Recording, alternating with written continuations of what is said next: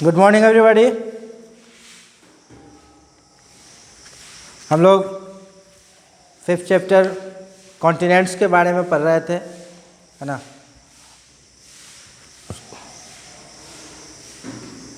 जिसमें हम लोगों ने एरिया के हिसाब से जो है उसके साइज़ के दृष्टिकोण से जो है हम लोगों ने शुरुआत की थी, जिसमें सबसे बड़ा जो आपका कॉन्टिनेंट एशिया, उसके बारे में हम लोगों ने पढ़ा था। लार्जेस्ट कॉन्टिनेंट है। उसके बाद अफ्रीका, फिर नॉर्थ अमेरिका, उसके बाद south America, Antarctica, Europe and Australia.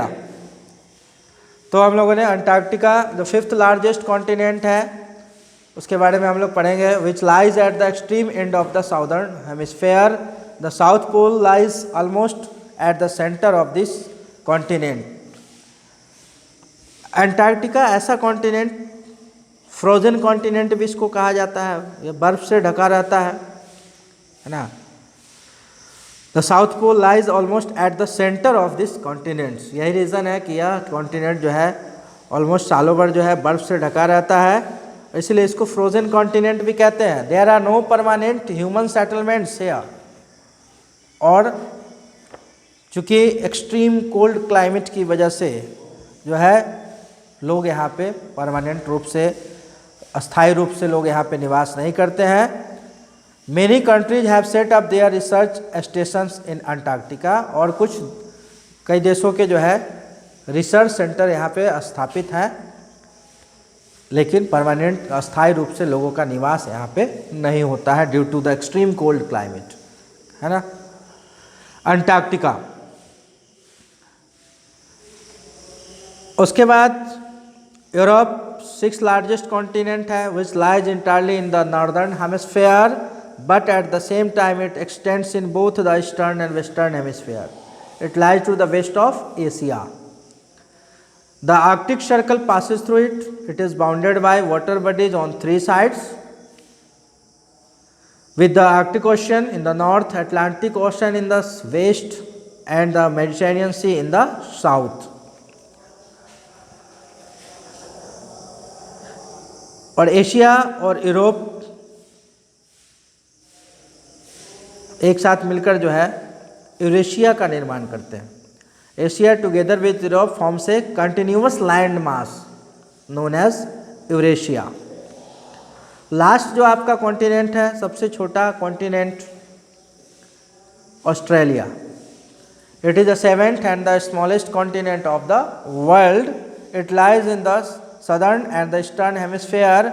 It is surrounded on all sides by seas and oceans. इसीलिए इसको आइलैंड कॉन्टिनेंट भी कहा जाता है, क्योंकि ये चारों तरफ से वाटर बॉडीज से घिरा हुआ है, ओशियन और सीज से चारों तरफ से घिरा हुआ है, इसलिए इसको आइलैंड कॉन्टिनेंट के नाम से भी जाना जाता है।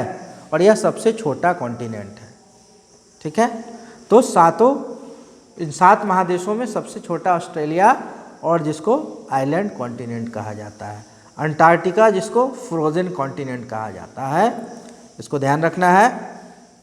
एशिया और यूरोप मिलके यूरेशिया का निर्माण करते हैं।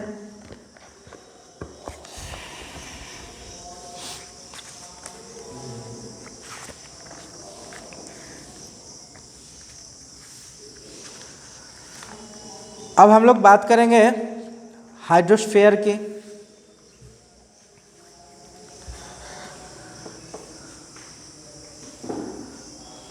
Viewed from space, our Earth looks blue because of the presence of water on its surface, hence the name blue planet.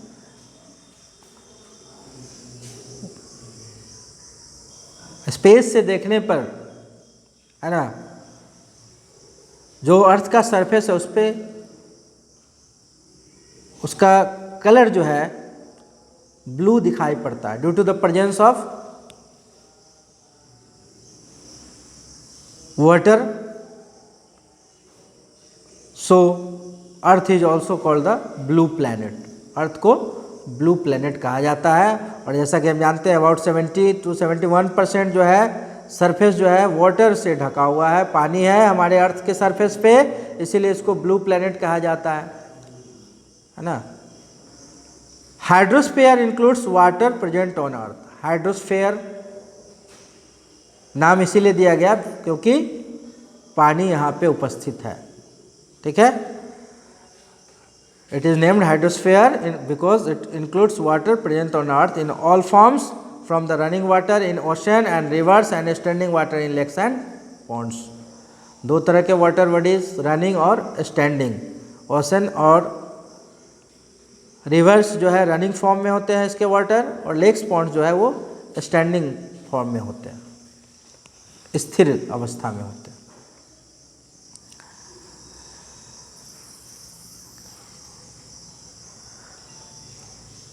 Standing water in lakes and ponds, ice and glaciers and underground water to the water vapor present in the atmosphere. More than 97% of the earth's water is found in the ocean. और पानी का, water का जो 97% है वह ocean water है, जो हमारे काम का नहीं है, जिसका इस्तेमाल हम अपने यूज़ में नहीं करते हैं। We cannot use this water as it is too salty for our consumption. 97% जो है वो ओशन वाटर है, और जो बहुत ज़्यादा सॉल्टी होता है, जिसका इस्तेमाल हमारे द्वारा नहीं किया जाए, हम उसका इस्तेमाल नहीं कर सकते हैं। About 2.77% water is in the form of ice sheets, glacier and underground water. Only 0.03% water is available as fresh water for human use. सिर्फ 0.03% वाटर जो है फ्रेश वाटर है, यानी कि अर्थ सरफेस का 71% जो है वह वाटर बॉडीज है, जिसमें से सिर्फ और सिर्फ 0.03% वाटर जो है अवेलेबल वो फ्रेश वाटर के रूप में, जिसका इस्तेमाल ह्यूमन के द्वारा किया जाता है, ठीक है। अब जो हम लोग हाइड्रोस्फीयर की बात कर रहे हैं, तो हाइड्रोस्फीयर में वाटर बॉडीज की बात कर रहे हैं, है ना,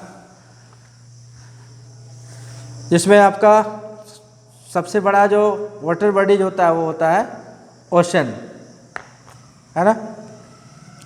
ocean form a major part of hydrosphere. Hydrosphere में सबसे बड़ा अगर पार्ट है हाइड्रोस्फीयर का तो वो है ओशन, महासागर। There are 4 major oceans: Pacific, Atlantic, Indian and Arctic Ocean. All the oceans are interconnected.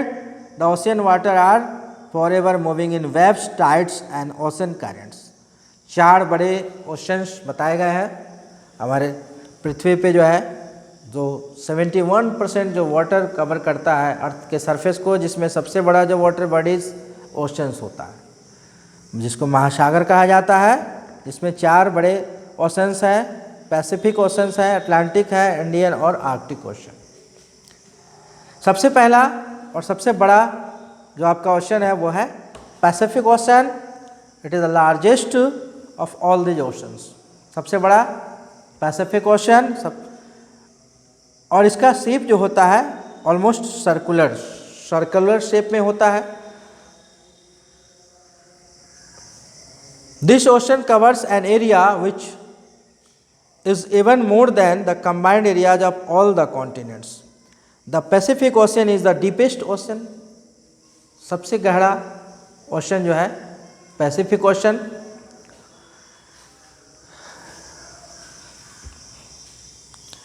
और यह इसका जो एरिया है, इसका जो क्षेत्रफल है, वह सभी कॉन्टिनेंट्स को मिला के जितना बड़ा होगा उससे भी बड़ा इसका क्षेत्रफल है, ठीक है। और यह सबसे डीपेस्ट, सबसे गहरा सागर है, ओशन है। The Mariana trench which is the deepest place in the world, it is found in the Pacific. सबसे जो गहरा क्षेत्र है विश्व का मैरियाना ट्रेंच, वह इसी पैसिफिक ओशियन में है। In the north the Pacific ocean is joined with the Arctic ocean. North में जो है पैसिफिक ओशन आर्कटिक ओशन को ज्वाइन करता है, उससे मिलता है। And through the narrow Bering strait. तो सबसे बड़ा ओशन, जो 4 ओशंस हम लोग पढ़ेंगे 4 ओशन के बारे में। जिसमें सबसे बड़ा जो है पैसिफिक ओशन सबसे बड़ा है, सबसे डीपेस्ट ओशन है, और इसका जो एरिया है वो सभी कॉन्टिनेंट्स को मिला के जो एरिया है उससे भी बड़ा है ना।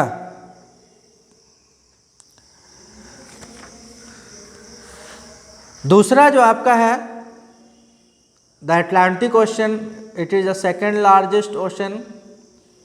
It is except with North America and South America on the western side and Europe and Africa on the eastern side. S का शेप बनाता हुआ है ये, नॉर्थ अमेरिका और साउथ अमेरिका इसके वेस्टर्न साइड में एंड यूरोप एंड अफ्रीका इसके eastern side में। In the north it stretches up to Arctic circle and in the south it merges with the Pacific and the Indian ocean. The coast line along the Atlantic ocean is irregular. इसका जो coast line है वह irregular है and highly indented which provides an ideal location for natural harbors and ports. It is the busiest ocean in terms of trade and commerce के लिए जो है सबसे उपयुक्त यह ओशन है ना, जहाँ पे हार्बर्स, नेचुरल हार्बर्स के लिए उपयुक्त है और कई सारे पोर्ट्स इस ओशन में मौजूद हैं।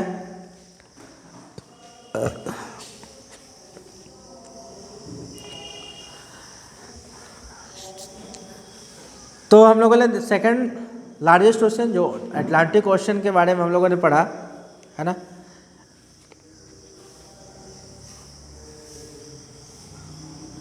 तीसरा जो आपका है the Indian ocean, it is रफली triangular in shape. In the north it is bound by Asia and in the west by Africa and the east by Australia.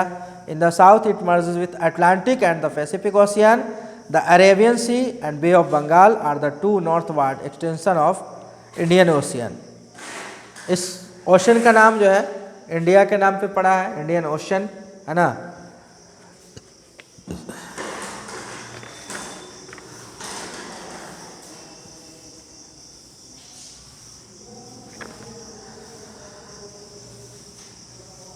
Triangular shape में है Indian ocean, third largest ocean है यह।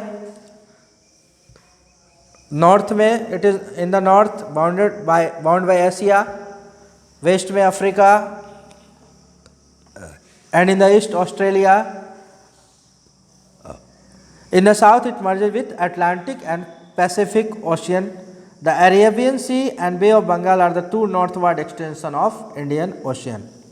Last one is the Arctic ocean, it is located within the Arctic Circle and surrounds the North Pole. The three continents, North America, Europe and Asia, border this ocean in the south. It is connected to the Pacific Ocean by the Bering Strait and to the Atlantic Ocean through the Greenland Sea. However, most part of this ocean remains covered with thick ice. Arctic Ocean का अधिकांश हिस्सा जो है वो बर्फ से ढका हुआ रहता है। Remains covered with thick ice through out the year, सालों भर जो है या बर्फ से इसका अधिकांश हिस्सा ढका हुआ होता है।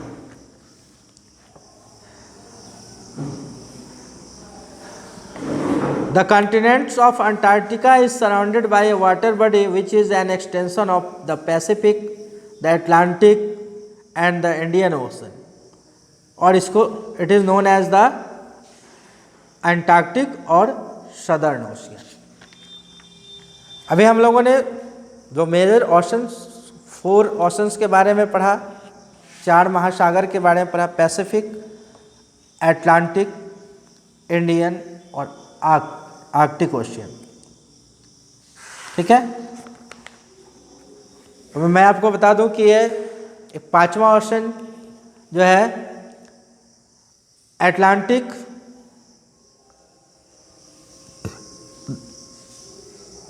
the continent of Antarctica is surrounded by water body which is extension of the Pacific, Atlantic और Indian Ocean मिलके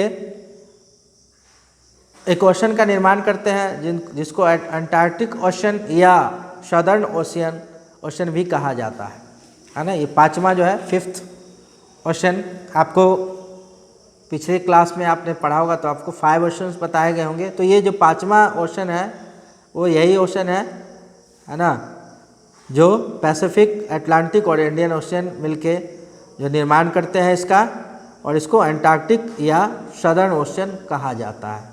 this is the fifth ocean.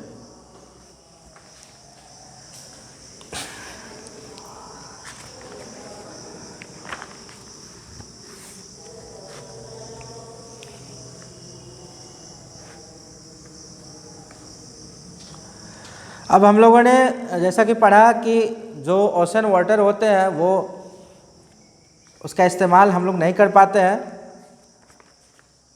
क्योंकि यह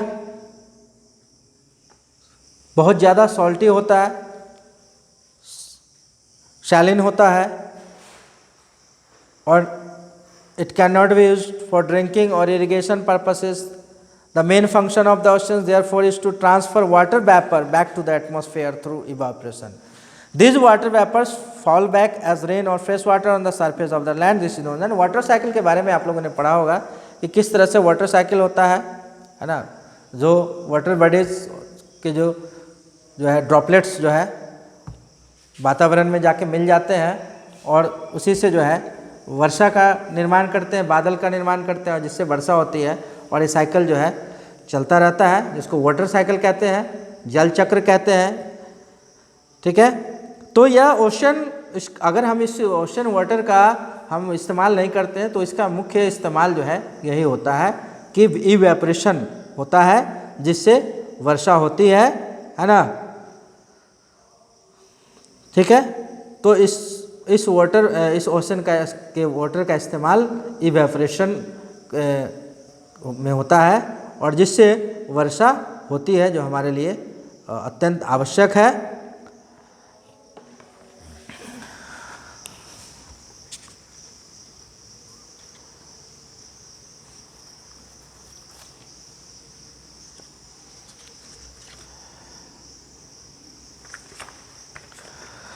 तो हम लोगों ने लिथोस्फेयर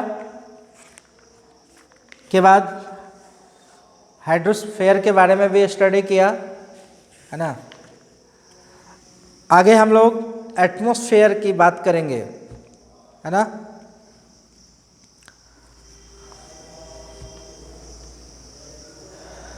एटमॉस्फेयर के बारे में हम लोग पढ़ेंगे।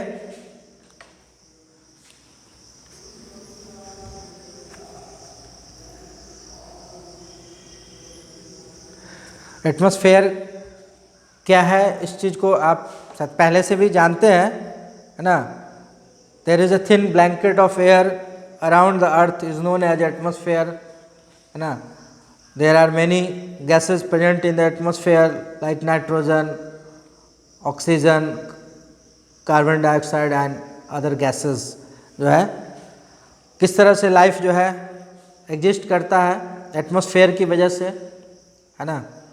इसके बारे में हम लोग जानेंगे। कॉम्पोजिशन ऑफ एयर, जो मैंने बताया कि सबसे ज़्यादा जो है नाइट्रोजन होता है, फिर उसके बाद आपका जो है ऑक्सीजन, फिर और भी कई सारे गैसेज हैं, जिसमें मुख्य रूप से कार्बन डाइऑक्साइड और भी कई सारे जो बहुत कम मात्रा में एटमॉस्फेयर में उपलब्ध है, उसकी चर्चा हम लोग करेंगे। 78% आपका नाइट्रोजन होता है, 21% ऑक्सीजन होता है, जो लाइफ गिविंग गैस है, जो जीवन प्रदान करता है हमें। उसके बाद 1% में कई सारे गैसेज आते हैं, जिसमें carbon dioxide, argon, hydrogen, helium, ozone आदि गैस आते हैं। Water vapour is also present in the lower layer of the atmosphere. और सब गैसेस का अपना अलग अलग जो है महत्व है, जो हमारे एटमॉस्फेयर में प्रेजेंट है। कुछ यूजफुल गैसेज हैं हमारे लिए, कुछ हार्मफुल भी हैं। ठीक है, about 97% of the density of the air column is found within 27 kilometre, which means the maximum air is found closest to the surface of the earth. As we go higher the air becomes thinner and in space there is no air. जैसे जैसे हम ऊपर जाते हैं हवा जो है कम होती जाती है ना, और स्पेस में जाने के बाद हवा समाप्त है ना, there is no air in the space. तो इसके बारे में डिटेल्स में हम लोग पढ़ेंगे, एटमॉस्फेयर के लेयर के बारे में पढ़ेंगे। फिलहाल हम लोग यहीं पे अपने क्लास को समाप्त करते हैं। नेक्स्ट क्लास में हम लोग लेयर्स ऑफ एटमॉस्फेयर है ना, इंपॉर्टेंस ऑफ एटमॉस्फेयर के बारे में हम लोग पढ़ेंगे। Thank you.